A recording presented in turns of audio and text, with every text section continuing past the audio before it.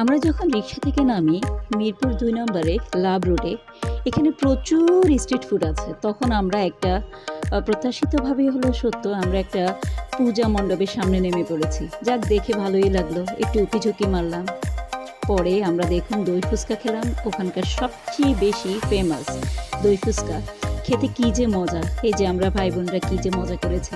জীবনের সবচেয়ে আনন্দ কি জানেন? নিজের পরিবারের সাথে সময় কাটানো। কী যে দারুণ লেগেছে।